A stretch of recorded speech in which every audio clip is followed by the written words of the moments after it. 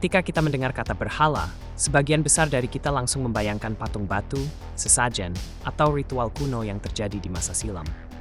Tapi pernahkah kita bertanya, apakah berhala itu benar-benar sudah hilang? Ataukah ia hanya berganti rupa? Berubah wujud menjadi simbol, status, kesukuan, bahkan agama itu sendiri. Dalam sejarah panjang umat manusia, terutama di Jazirah Arab sebelum datangnya Islam, berhala bukan sekadar benda mati yang disembah. Ia adalah representasi lambang eksistensi, lambang identitas, dan kadang lambang dominasi. Kita sering mendengar, Islam datang menghancurkan berhala. Tapi berhala yang mana? Batu-batu di Ka'bah? Atau ideologi-ideologi yang tumbuh dari kesukuan, kebanggaan asal-usul, dan keangkuhan warisan leluhur? Dalam video ini, kita akan membuka kembali lembar sejarah, namun bukan dengan kacamata sempit. Kita akan meninjau ulang pemahaman kita. Membedah bukan hanya bagaimana masyarakat Arab pra-Islam hidup dalam pusaran kabilah dan suku, tapi juga bagaimana Islam datang bukan hanya membawa tauhid secara vertikal antara manusia dan Tuhan, tapi juga secara horizontal antar manusia sendiri. Dan mungkin justru disinilah letak revolusi sosial terbesar yang pernah dibawa oleh seorang nabi, menghancurkan berhala identitas, bukan hanya patung di pelataran Ka'bah. Jadi jika Anda mengira video ini hanya tentang sejarah, Anda keliru. Ini tentang kita semua. Karena bisa jadi, berhala itu masih kita pelihara hingga hari ini.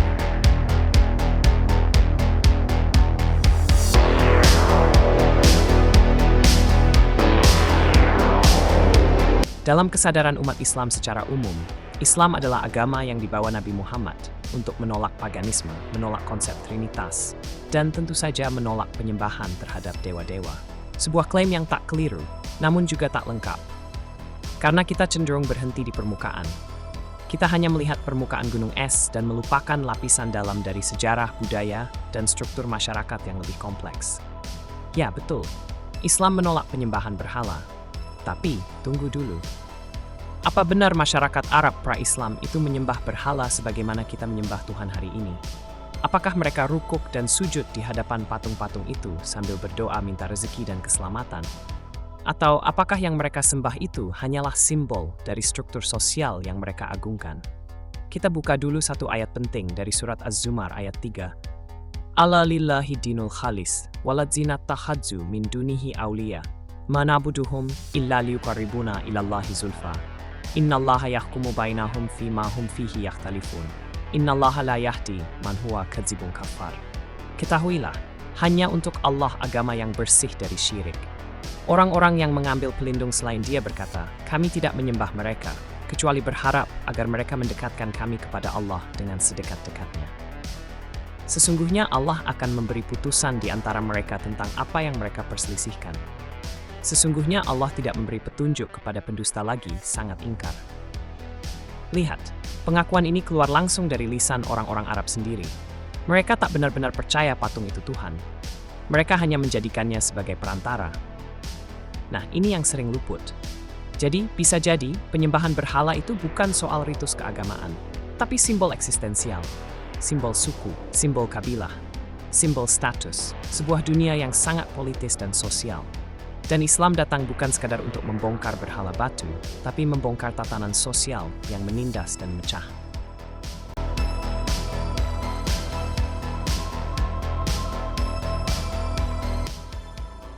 Sebelum Islam, masyarakat Arab hidup dalam struktur sosial yang berbasis pada darah. Suku dan kabilah adalah identitas utama. Di atas nama keluarga, mereka bertempur. Di atas nama garis keturunan, mereka membunuh dan dibunuh. Tak ada hukum universal. Yang ada adalah kesepakatan tribal yang gampang pecah jika harga diri salah satu pihak dianggap ternoda. Zulhijjah, Zulqa'dah, Rajab, dan Muharram. Ini bulan-bulan haram yang disepakati bersama untuk menahan diri dari peperangan. Lucunya, meski disebut jahiliyah, masyarakat saat itu sangat taat terhadap kesepakatan ini. Mereka tak punya kitab suci, tapi mereka punya kehormatan, punya komitmen. Sayangnya, tak cukup untuk menyatukan mereka. Berhala-berhala di Ka'bah bukan sekadar patung. Mereka adalah representasi dari suku-suku besar. Ada Hubal milik Quraisy, Al-Lat dari suku Taif, Manat milik suku Aus dan Khazraj, Uzza dari Banu Ghatafan. Bahkan tiap kabilah bisa punya patung kecil sendiri.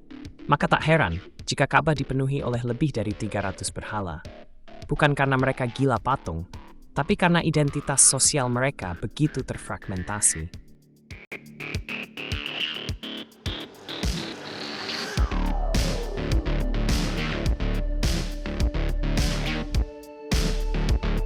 Nabi Muhammad datang bukan hanya dengan risalah ketuhanan, tapi dengan misi sosial yang sangat radikal, menghapus sekat-sekat kabilah dan menggantinya dengan satu identitas bersama, tauhid, persatuan, satu Tuhan, satu umat. Dalam surat Quraisy ayat 3, "Falyabudu Rabba hadzal bait." Allah memerintahkan mereka untuk menyembah Tuhan Ka'bah, bukan simbol-simbol kabilah mereka. Ini bukan sekadar perubahan ritual, tapi revolusi makna. Dulu, kabilah adalah pusat loyalitas. Kini, Tuhanlah pusat loyalitas. Dulu, berhala tanda kekuasaan sosial. Kini, hanya ada satu simbol, keesaan Allah. Islam bukan sekadar menolak patung, tapi menolak segala bentuk simbol sosial yang memecah. Ia adalah proyek persatuan. Tauhid bukan hanya untuk langit, tapi untuk bumi. Karena agama yang tak menyatukan manusia, tak layak mengaku datang dari Tuhan. Setelah hijrah ke Madinah, Nabi Muhammad tak langsung memaksa syariat. Beliau mulai dengan politik persatuan. Maka lahirlah Piagam Madinah. Dokumen ini bukan dokumen religius, tapi sosial politik. Ia mengikat Muslim dan non-Muslim. Ia menjamin kebebasan beragama. Dan yang paling penting, ia menghapus sekat-sekat suku. Aus dan Khazraj, dua suku yang sudah puluhan tahun saling bunuh, akhirnya bisa duduk satu meja. Mereka tak lagi bertanya, "Kau dari mana?" Tapi, apa yang bisa kita lakukan bersama? Piagam Madinah menjadikan Muhammad bukan hanya nabi, tapi penengah, mediator, kepala negara. Dan sejak itu, Islam tak lagi hanya bicara surga dan neraka, tapi juga tentang keadilan sosial, perdamaian antar manusia, dan proyek besar bernama umat.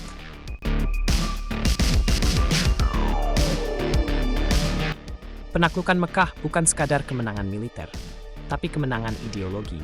Saat Nabi menghancurkan berhala-berhala di sekitar Ka'bah, itu bukan penghancuran fisik semata. Itu adalah deklarasi, zaman kesukuan sudah tamat, kini identitas baru muncul, identitas tauhid, identitas sebagai umat Muhammad. Dan dengan itu, perpecahan Arab yang telah berlangsung berabad-abad mulai terselesaikan.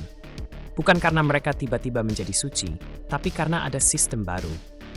Sistem yang meletakkan Tuhan sebagai pusat, bukan darah dan tanah. Tauhid bukan semata akidah, ia adalah kesadaran sosial. Ia adalah pemutus rantai dendam.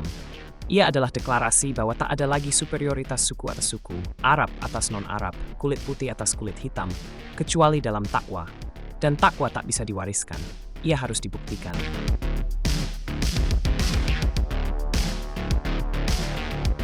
Jadi kalau hari ini kita masih sibuk mengagungkan kelompok, golongan, suku, partai, bahkan ormas, maka kita sedang mengkhianati semangat tauhid. Karena tauhid adalah revolusi sosial. Tauhid adalah proyek persatuan. Tauhid adalah perlawanan terhadap semua simbol identitas yang memecah.